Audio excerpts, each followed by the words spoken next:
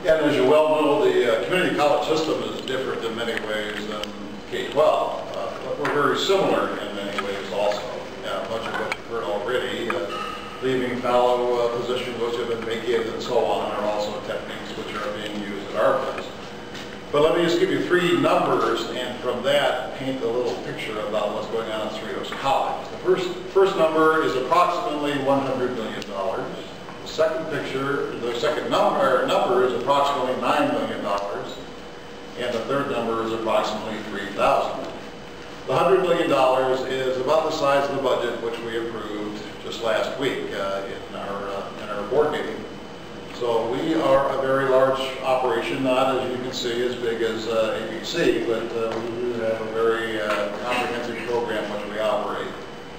The $9 million is roughly the reduction that we have in this year's budget over last year's budget. We've had to make budget cuts of $9 million. You put those two numbers together and you come up with the third. 3,000 is roughly the number of students that we are estimating are going unserved this year. 3,000 college students have been turned away from Cerritos College, people who want to go and further their education because there simply is not a seat left for them on campus. And that gets to how we address the budget issue. We just, frankly, reduced our number of course sections. We've reduced the number of classes. There are fewer seats available, and so it's much more difficult to get a chair in a class at Cerritos College now than in the past. And to further draw a picture to an end of the bad news, next year, as has been said before, looks to be even worse. On the positive side, there is, I would say, a spirit of camaraderie and a sense of shared support across the campus among the faculty, staff, students, everyone, which is unheard of in my time.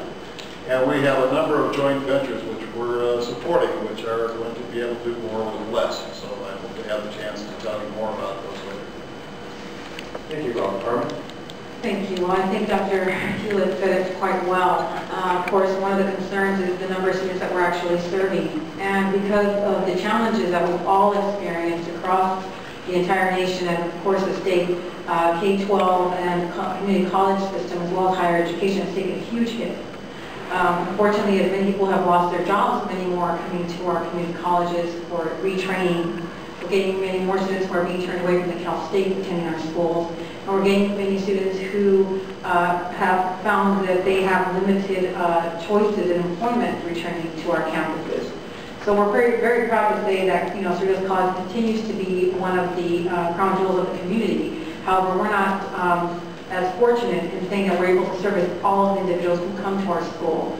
And again, as Dr. Hewlett mentioned, we're very fortunate in that all of the staff members and I think the faculty and everyone who has anything to do with our campus has really pulled together and really tried to make the best of, I think, a really horrible situation as it comes to higher education.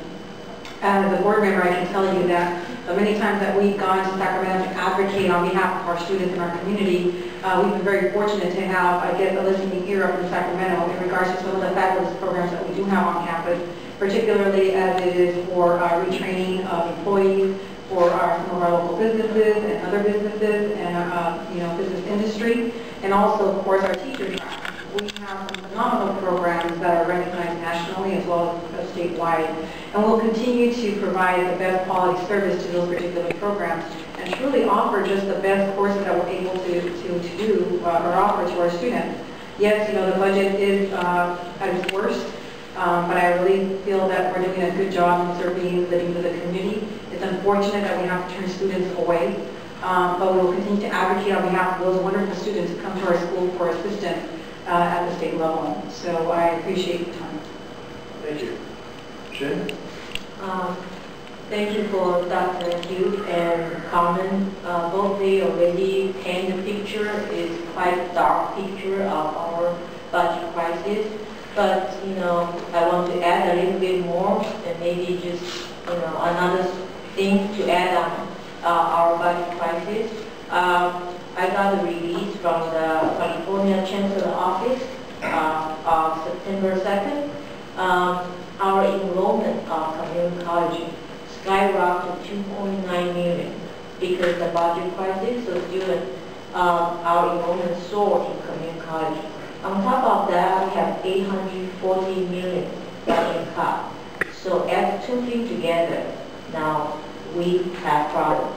So under this situation, I believe as a board member, we need to be very carefully to watch the budget, and to any cutting program has to be transparent decision,